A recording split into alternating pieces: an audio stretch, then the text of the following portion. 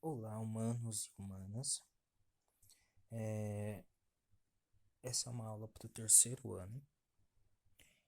Vai servir de revisão para a nossa atividade, então se você tiver alguma dúvida com relação à atividade, você pode dar uma olhada nesse vídeo aqui. Nós vamos começar com esse exercício, que foi um dos exercícios tarefa que nós fizemos ao longo do bimestre. Tá falando de um gráfico, eu logo vou colocar o gráfico aqui, mas que esse gráfico ilustra a transformação de 100 moles de um gás ideal. Essa informação é importante. Monatômico, que recebe do meio exterior uma quantidade de calor igual a... Aqui, que número é esse? 1.800.000 joules, não é mesmo?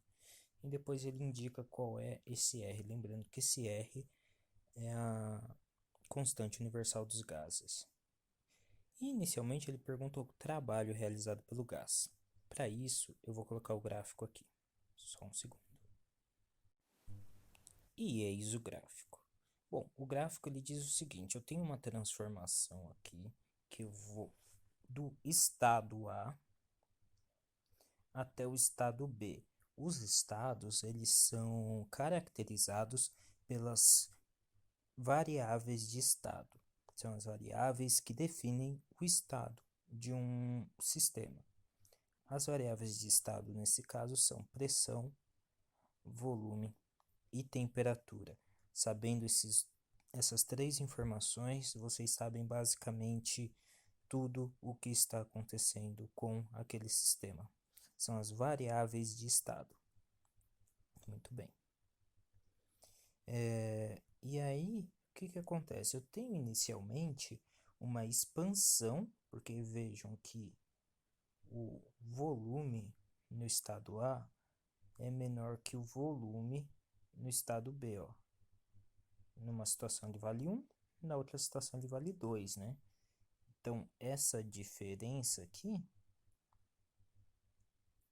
que eu estou demarcando em vermelho, é a variação do volume, é uma expansão. E nós temos também uma elevação na pressão, não é mesmo? Eu saio da pressão que vale 3 vezes 10 a quinta e vou até a pressão que vale 6 vezes 10 a quinta. Perfeito? Nesse caso, o que acontece? Bom, normalmente, para a gente calcular trabalho, nós calculamos da seguinte forma: trabalho é igual a pressão vezes a variação do volume. Tudo bem? Eu já expliquei de onde que vem essa fórmula, essa relação. Só que aqui, qual é o problema? O problema nosso aqui é que a pressão não é um valor constante. Repara, vou fazer em azul. Nesse caso, tem um valor de pressão no estado A, tá vendo? Tem um determinado valor de pressão. Depois, e um determinado valor de volume. Depois eu tenho outro valor de pressão. Depois outro, depois outro, depois outro, depois outro, depois outro, depois outro. E assim vai até completar o gráfico. E é inviável eu fazer esses diversos valores de pressão vezes a variação do volume, para então encontrar o trabalho e somar. Para isso, a gente usa um método chamado integração, que é basicamente o cálculo da área abaixo do nosso gráfico. Tudo bem? A área abaixo do gráfico vai ser para a gente numericamente igual ao trabalho. Precisamos identificar que figura é essa. Como é possível de ver, ela é um trapézio. Eu sei que é um trapézio porque ela é formada por duas bases paralelas e dois lados não paralelos e nem congruentes entre si. É um trapézio. Como que a gente calcula a área de um trapézio? A área é igual a base maior mais base menor, tudo isso vezes a altura dividido por 2. Aqui não é uma altura de fato, porque a gente só está usando um número, são valores que coincidem, tá? Então, o que a gente considera como altura? A gente considera como altura essa distância entre as bases, e base a gente considera esses valores paralelos, tá? Que eu coloquei em preto, tá vendo? Esses dois segmentos paralelos são a base, e a altura é a distância entre elas. Muito bem, o que nós temos aqui, então? Vou diminuir um pouquinho meu desenho, tá? Só um momento, para poder escrever com mais tranquilidade. Então, o que nós temos aqui? A base maior será essa pressão total, que ficou aqui 6 vezes 10 a quinta. Então, base maior, 6 vezes 10 a quinta. Mais a base menor, que é 3 vezes 10 a quinta. Tudo isso multiplica pela altura. A altura é essa variação de volume. Foi do volume 1 até o volume 2. Então, variação de 1. Tudo isso está sendo dividido por 2. 6 vezes 10 a quinta mais 3 vezes 10 a quinta dá 9 vezes 10 a quinta. E quando dividido por 2, nos dará 4,5 vezes 10 elevado à quinta potência. A unidade é o quê? Joules. Tá feito o cálculo do trabalho. Perfeito? Agora, vamos limpar a lousa e fazer o item B, que pergunta qual é a variação de energia interna. Vamos lá.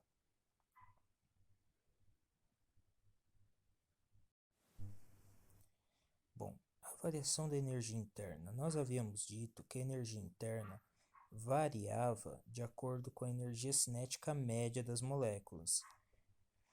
Pelo menos na situação de um gás confinado, tá? Em outras situações aí tem que ver. A ideia é o seguinte, eu tenho um recipiente aqui e ele está fechado. Dentro dele eu tenho um gás, né? Os gases, eles não têm uma distância fixa entre cada uma das moléculas desse gás, ou dos átomos que o compõem. Quando eu insiro energia, aqui por exemplo acendi uma chama, o que vai acontecer? Essas moléculas que até então estavam com uma certa velocidade vão aumentar sua velocidade. Elas vão buscar ficar cada vez mais longe umas das outras. Só que aí o que acontece? Elas estão confinadas. O resultado é que a frequência com que uma bate na outra e com que cada uma bate na parede aumenta. Isso implica sim num aumento de pressão, mas também, e é o caso que a gente está vendo aqui, também implica no aumento da energia interna. Então, internamente, tem mais energia agora do que antes. Tudo bem? Então, a energia interna ela tem relação com a energia cinética desse gás. Quando eu tenho um gás que é monoatômico, ele tem poucas opções de mudança. Ele pode sair correndo, né? Na horizontal, ele pode sair correndo aqui em profundidade. Esse eixo horizontal eu vou chamar de Y, tá? Esse eixo de profundidade eu vou chamar de Z. E ele pode sair correndo na vertical, chamar de X esse eixo. Então repare que ele tem 3 graus de liberdade. Ele pode ir para X, para Y ou para Z. Como energia, no caso energia cinética, é um escalar, não importa muito qual é o sentido. Muito bem. Então, nós dizemos que esse átomo tem 3 graus de liberdade. Para cada grau de liberdade, uma energia cinética. Desse jeito, a energia interna, que será igual à energia cinética, será igual a 3 meios de pressão vezes volume. Esse meio aqui vem do cálculo de energia cinética, lembra? mv² sobre 2. Então, mais ou menos essa ideia. Tá? E esse 3 representa o número de graus de liberdade.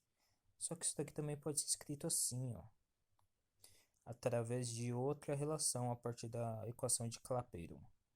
E essa mesma energia cinética, que é a energia interna, pode ser escrita como 3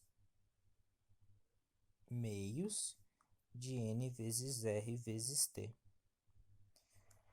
Se for, porém, um gás diatômico,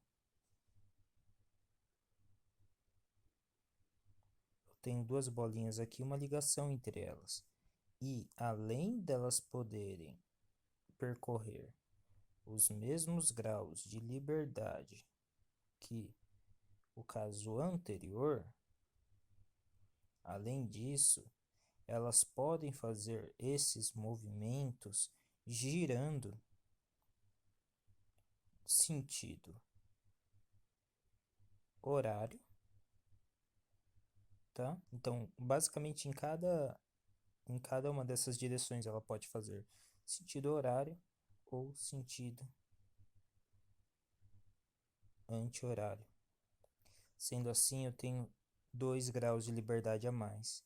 E no caso dos gases diatômicos, a energia cinética, que é energia interna, será igual a 5 meios de pressão vezes volume, ou também, né, de forma equivalente ao anterior, 5 meios de N vezes R vezes T. E aí, com essas informações, a gente consegue calcular o que foi pedido no nosso enunciado. O que foi pedido foi o seguinte, que ele quer saber qual a energia interna, né? Qual é a variação da energia interna, não é mesmo? Vou reduzir aqui um pouquinho minha anotação. Então, ele fala assim, qual é a variação de energia interna? Eu vou calcular a energia interna no estado A, que vai ser 3 meios da pressão em A vezes o volume em A, que é igual a 3 meios de a pressão em A vale 3 vezes 10 à quinta e o volume em A vale 1. Isso daqui nos dá 3 vezes 3, 9, dividido por 2, 4,5. Então, 4,5 vezes 10 à quinta joules. Já a pressão em B, perdão, a energia interna em B é 3 meios de pressão de B vezes o volume de B, que é igual a 3 sobre 2 vezes 6 vezes 10 à quinta vezes 2. 2 dividido por 2 dá 1. 3 vezes 6 nos dá 18. Então, é 18 vezes 10 à quinta joules. A variação da energia interna, então, ΔU, é igual a 18 vezes 10 à quinta, menos 4,5 vezes 10 à quinta, que dá 13,5 vezes 10 a quinta joules. Essa é a variação da energia interna. Então, foi o quanto ele ganhou de energia interna ao receber aquela quantidade de calor que foi indicada no enunciado, né? Ele falou, acho que é 1.800.000 joules.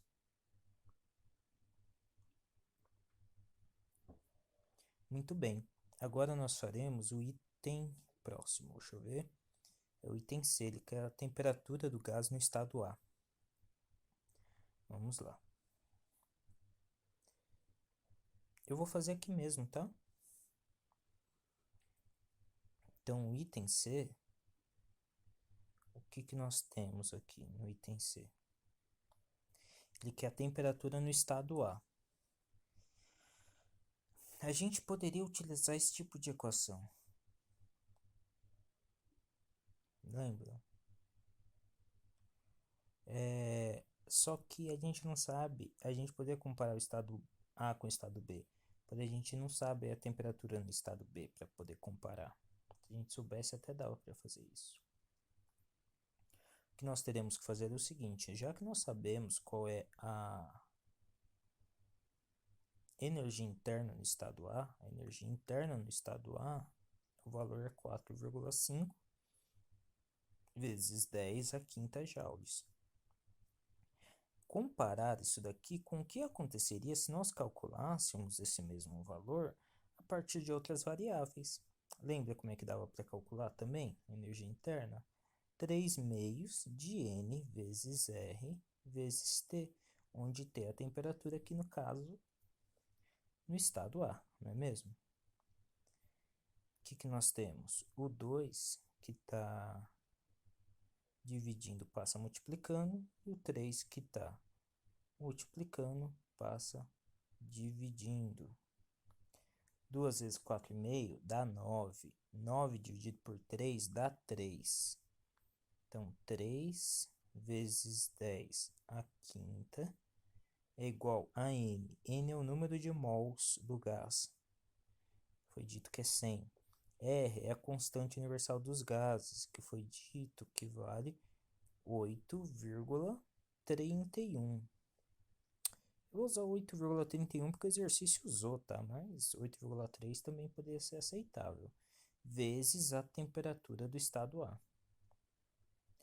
O que a gente pode fazer aqui? Tá vendo esse 100?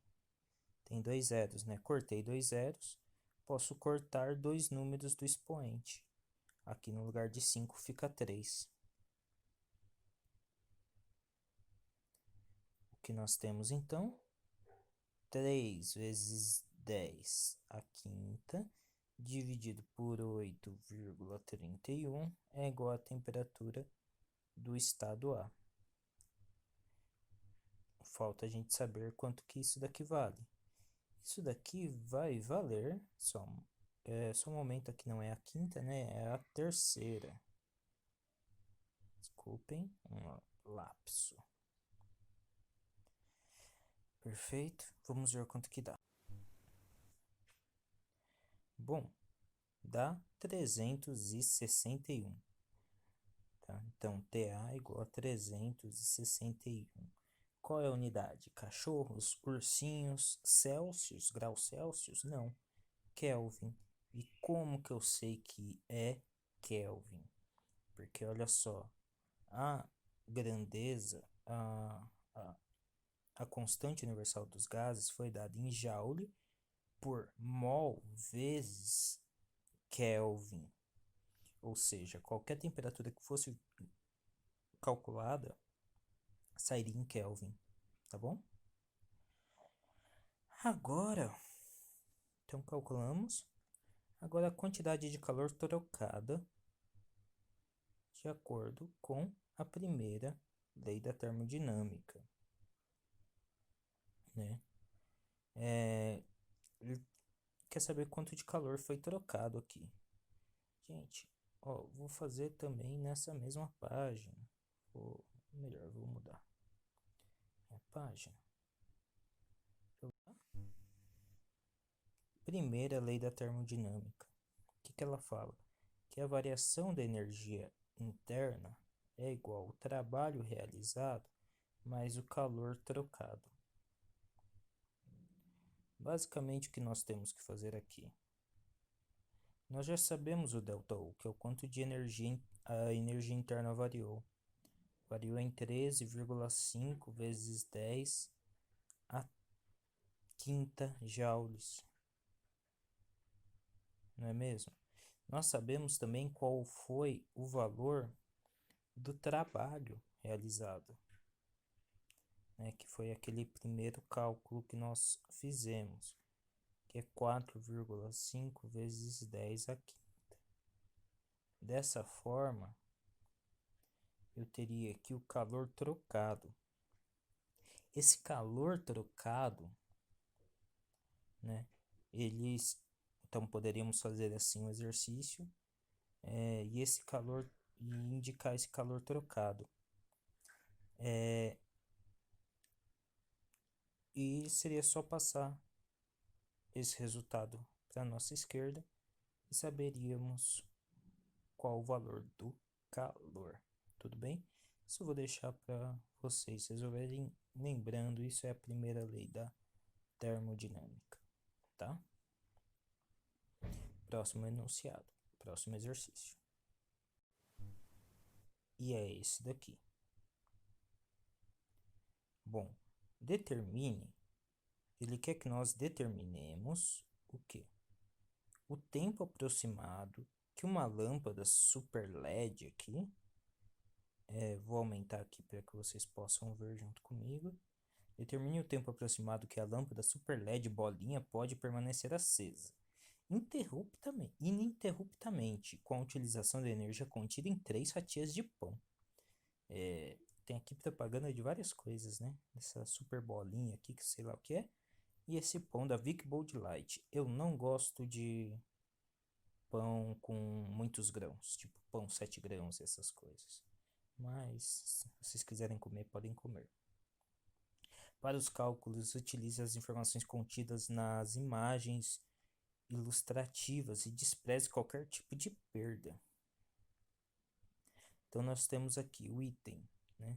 Quantidade por porção. A informação nutricional de uma porção de pão, que é 50 gramas, e seu equivalente é uma fatia e meia. 127 quilocalorias. Se estamos falando de 3 fatias, é isso que ele quer que compare, a energia contida nessas 3 fatias de pão, essa energia interna, é igual ao dobro disso, né? O dobro de 127 dá quanto? Dá 254, não é mesmo? Então, vou escrever aqui. 254 quilocalorias. Muito bem.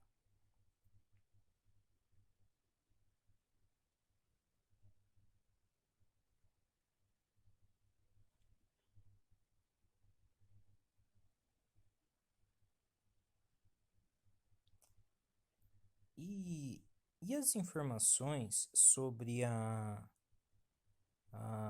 lâmpadazinha aqui, ó.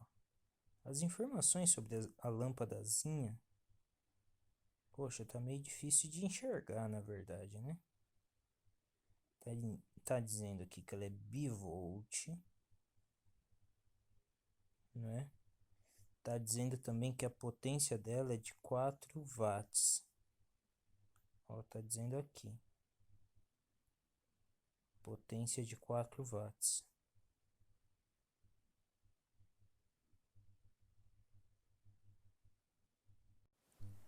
Inicialmente, eu não posso ir comparando a potência de 4 watts indicada na embalagem com essa energia das fatias de pão.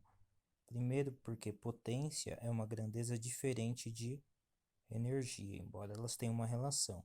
Segundo, que watts é uma unidade do sistema internacional e quilocalorias não.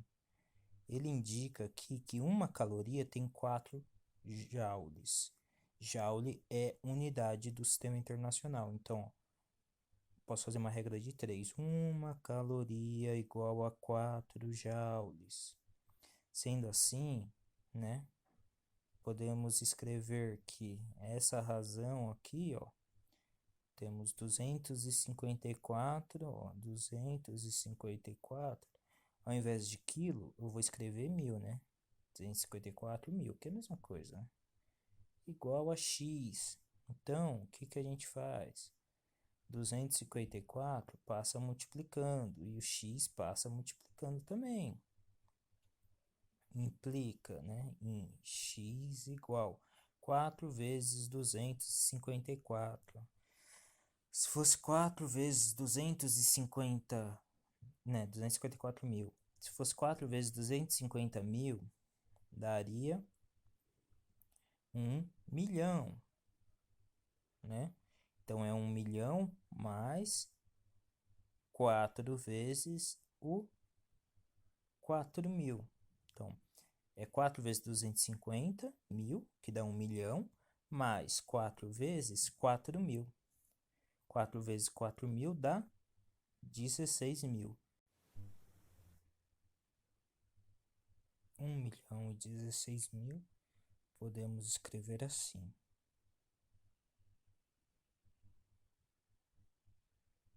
1 milhão e 16 mil joules. Perfeito? Agora a gente pode comparar. Vejam só, vou fazer uma caixinha aqui ao lado,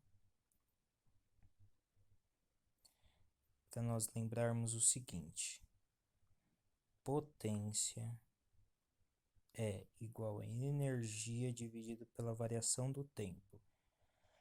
Então, potência é o quão rápido você gasta energia. Perfeito? Sabemos que a potência da lâmpada, nesse caso todo, tá? Eu vou mudar de lousa, vou mudar aqui minha luzinha. Então, potência é igual a energia pela variação do tempo. Sabemos que na lâmpada a potência é de 4 watts. Perfeito? Nós não sabemos quanto tempo ela fica funcionando, mas se usarmos uma quantidade de energia de 1 milhão e 16 mil joules, conseguiremos saber qual o valor do tempo que ela fica funcionando.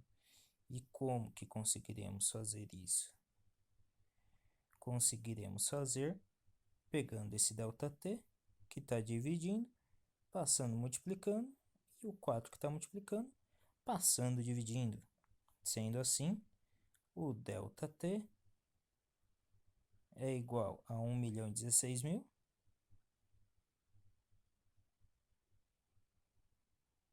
dividido por 4. Coincidência, a gente já fez essa conta, né? Dá 254 mil.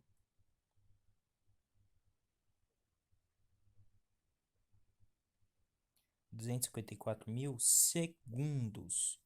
É importante, porque se eu estou no sistema internacional, esse valor do tempo necessariamente é dado em segundos. A unidade watt, ela é joule por segundo. Eu posso até escrever aqui para vocês se lembrarem. Watt é igual a joule por segundo, tá? Então a resposta aqui ficou em segundos. Vocês vão conseguir observar que nenhuma das respostas lá aparece em segundos, tá? O que vocês podem fazer é tentar averiguar e dividir isso daqui por 60, ver quantos minutos dá, tá? Dividir por 60 de novo, identificar quantas horas dá. Então, lembrando, se eu divido isso daqui por 60, eu saberei quantos minutos dá. Dá mais ou menos uns 4.000, tá? E se eu dividir por 60 de novo, eu saberei quantas horas resulta, que dá mais ou menos 71 horas, e tem um item indicando isso daqui, tá? Então são 71 horas que essas 3 fatias de pão conseguirão alimentar a lâmpada bolinha aí. Próximo exercício. E ele nos diz que, de acordo com as leis da termodinâmica, um corpo humano pode ser comparado a uma máquina térmica. A energia que utilizamos é obtida a partir das reações de oxidação. Durante os diferentes tipos de oxidação, há liberação de energia. Tá? Cuja quantidade depende da reação em particular. Consideremos uma situação na qual, em um dia, determinada pessoa consome 2.400 quilocalorias de energia e dissipa através da respiração e da pele 480 quilocalorias para o ambiente.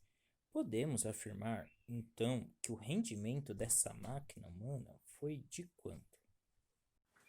Rendimento sempre vai significar a mesma coisa, tá? Quando a gente calcula o rendimento, eu vou utilizar aqui essa letra grega, o nabla. Ela é sempre a quantidade que foi útil, no caso aqui de energia, dividido pela quantidade total, quanto eu tinha disponível. Tudo bem? Sendo assim, o que vai acontecer? O que vai ser útil? O total de energia nós sabemos quanto que é. Ele falou que são 2.400 quilocalorias, não é mesmo? Como o outro valor também está em quilocaloria, na verdade o rendimento é sempre um valor adimensional. Tendo as duas informações da energia total e da energia útil na mesma unidade, eu não preciso fazer nenhum tipo de transformação. Tá? E ele falou que são dissipadas 480 quilocalorias para o ambiente. Energia dissipada é energia que não é útil. Então, aqui em cima, o que nós teremos? Qual é o saldo de energia útil? Ou seja, 2.400 menos a energia dissipada, que de acordo com o enunciado, deve ser as 480 quilocalorias. 2.400 menos 480 dá quanto? Exatamente, dá 1920. Então, o que temos por enquanto é que o rendimento é igual a 1920 dividido por 2.400. Se nós fizermos essa conta, dará 0,8. 0,8 também conhecido como 80%. E é uma alternativa indicando isso, né? Quase sempre há, não é mesmo? Próximo exercício. Temos aqui duas polias. Ele indica, inclusive, quais são duas polias A e B, ligadas por uma correia inextensível, que tem raios 60 centímetros e 20 centímetros, respectivamente, conforme o desenho abaixo.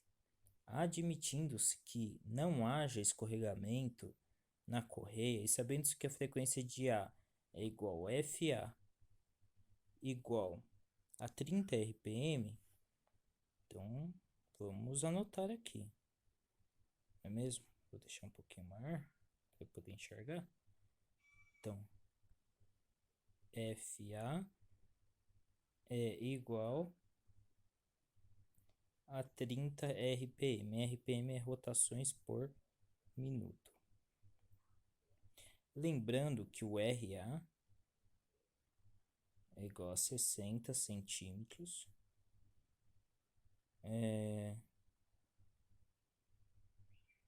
Que ele pergunta para nós é qual a frequência da polia B.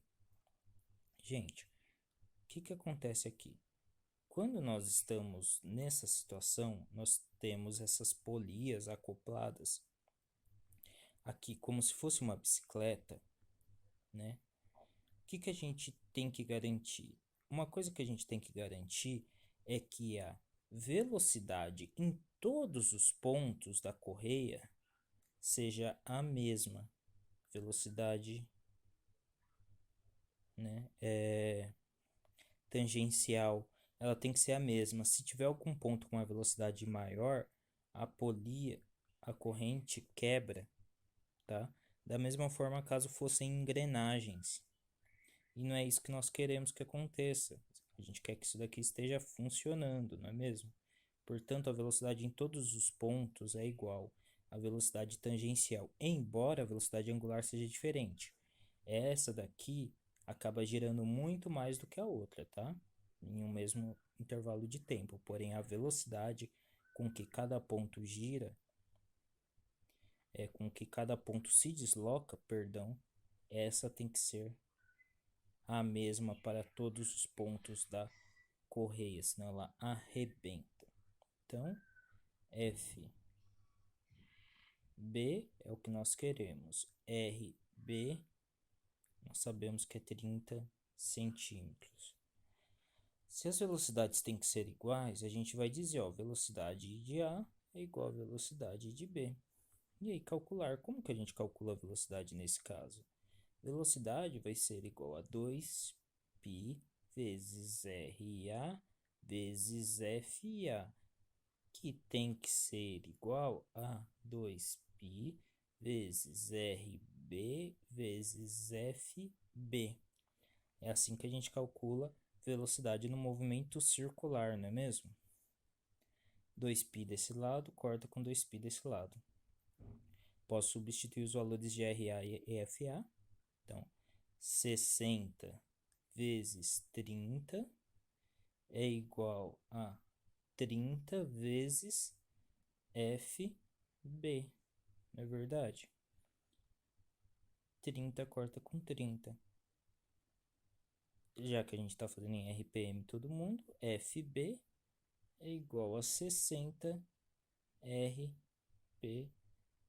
Como a gente havia comentado, a polia menor tem que girar com muito mais frequência do que a polia maior, que é para compensar o fato delas terem que estar com a mesma velocidade tangencial. Tudo bem? Tá feito. Então essa daqui gira com uma velocidade angular maior do que essa, porém a velocidade em cada ponto da tangente é a mesma, tá? A velocidade angular é a velocidade com que esse ângulo muda, com que o objeto gira. E a velocidade tangencial é a velocidade com que cada pontinho aqui se desloca. Vamos ao próximo. De novo, um exercício envolvendo velocidade angular, né? Movimentos angulares. Aqui nós temos o seguinte, ó. A figura mostra 3 rodas, a ABC, girando solidariamente.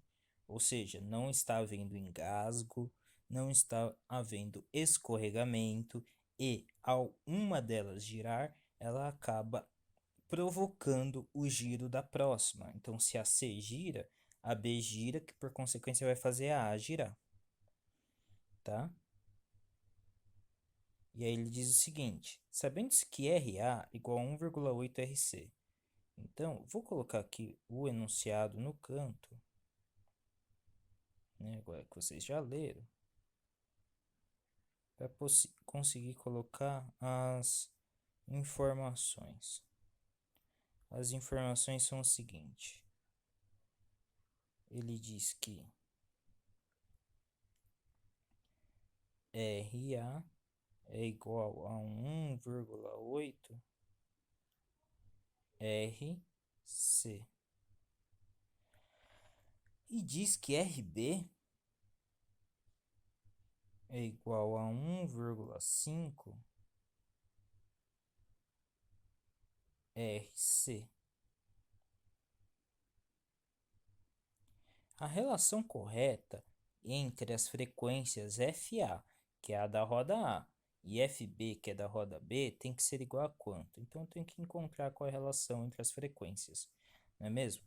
Eu vou precisar, eu não sei nenhum valor de nenhuma nem outra, né? Eu vou precisar usar a roda C para conseguir resolver esse sistema, né? Nós sabemos que a velocidade em A tem que ser igual à velocidade em B. senão haveria escorregamento, engasgue ou até mesmo quebra. Então, eu tenho aqui, velocidade é 2π vezes RA vezes FA, que, pelo arranjo, tem que ser igual a 2π vezes RB vezes FB. Novamente, igual no outro caso, 2π nós cortamos e aqui nós colocamos os valores indicados. Só que eu não sei o valor exato, né? Eu sei que o RA é 1,8 RC. Então, se é só isso que nós temos, é isso que nós vamos usar. Então, 1,8 RC vezes frequência da roda A será igual. O RB é 1,5 vezes o RC, não é mesmo? Vezes a frequência da roda B. Reparem que agora nós temos o RC dos dois lados da equação e podemos cortar. Ele perguntou no enunciado qual é a frequência entre a roda FA e a roda FB, não é mesmo?